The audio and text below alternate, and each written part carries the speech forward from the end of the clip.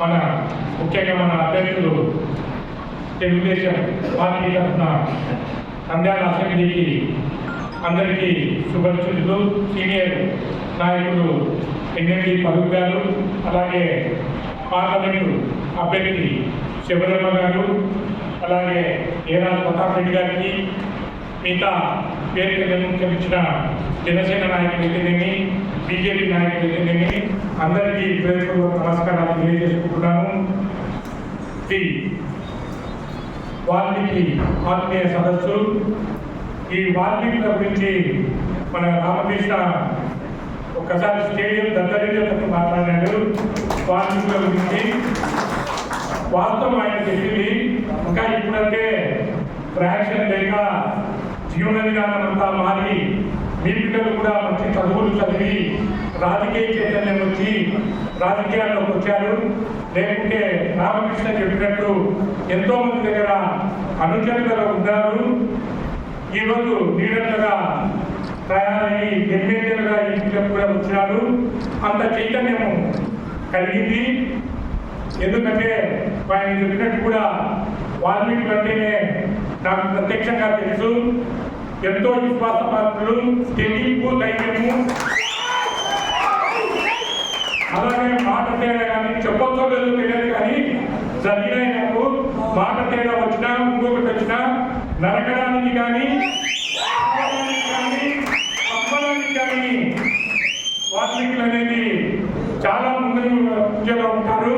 బయటికి చెప్పలేకపోవచ్చు కానీ ఈ మాటలు మాట్లాడుతుందని అయితే వాస్తవాలు. ఇక్కడ నాయకుడు కూడా ఉన్నాడు, ఆయనకు కూడా తెలుసు. ఫ్రాక్షన్ నుంచి వచ్చినడే ఈరోజు గ్రామంలో లీడర్ అయిపోయినాడు. అట్లా ఈరోజు అలా గుర్తించింది కూడా తెలుగుదేశం పార్టీ అనేది అందరు పెద్దలు చెప్పారు. మన నంద్యాల జిల్లాలోనే బీజేపీ కూటమి తరఫున పార్థసారథి గారిని ఎమ్మెల్యేగా నిలబెట్టారు వాల్మీకి సోదరుడు. అలాగే మంత్రాలయం 2 సార్లు దుర్గారెడ్డి నిలబడ్డాడు. రెడ్డి సామాజిక వర్గము 4.5 సంవత్సరాలు అతను కూడా పార్టీకి కష్టపడ్డాడు.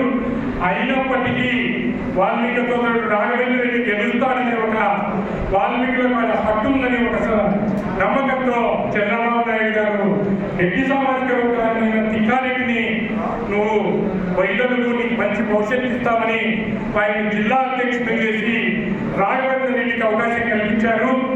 అలా వాల్మీకులు కానీ బోయలు కానీ గుర్తించింది తెలుగుదేశం పార్టీ. కాబట్టి ఒకవేళ ఈ విధంగా ఫ్రాక్షన్ని మాట్లాడితే ఒకవైపు వాళ్ళ ముఖ చిత్రం, ఇంకో వైపు వాల్మీకి ఎన్ని రామాయణాలు వచ్చినా వాల్మీకి రామాయణమే కాదు.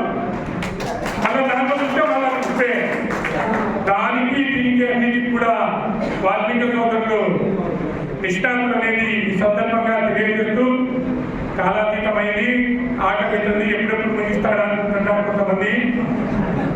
ఎక్కువసేపు మాట్లాడను. మన అభ్యర్థులకు మరొకసారి మీరందరూ కూడా దాదాపు 16,000 ఓట్లు ఉన్నాయి నంద్యాల తాలూకాలు అనుకున్నారు. గ్రామాల నుంచి నాయకులు వచ్చారు. మీరందరూ గ్రామాల్లోకి పోయి వాల్మీకి సోదరులందరూ కూడా మన అభ్యర్థుల గురించి చెప్పి, ఎందుకంటే శబరమ్మను కూడా మనం చూస్తున్నాము, వాళ్ళు ఎంతో కట్టుకోలుగా ముందుకు దూసుకెళ్తున్నారు. ఖచ్చితంగా ఈసారి మనం గెలిస్తే ఇప్పుడు బైరెడ్డి కుటుంబము, బైరెడ్డి రాజశేఖర పేరు చెప్తున్నాము, తర్వాత తెలుగుదేశం పార్టీ పేరు చెప్తున్నాము.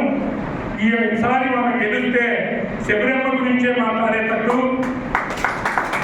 పార్లమెంట్లో ఒక సుష్మా స్వరాజ్ మంత్రి తయారవుతుందనేది నేను గట్టిగా నమ్ముతున్నాను. కాబట్టి ఖచ్చితంగా వాళ్ళను ఫరూక్ గారిని అత్యధిక మెజార్టీతో గెలిపించాలని మనసారా కోరుకుంటూ ఈ అవకాశం ఇచ్చినందుకు ధన్యవాదాలు తెలియజేస్తున్నాను.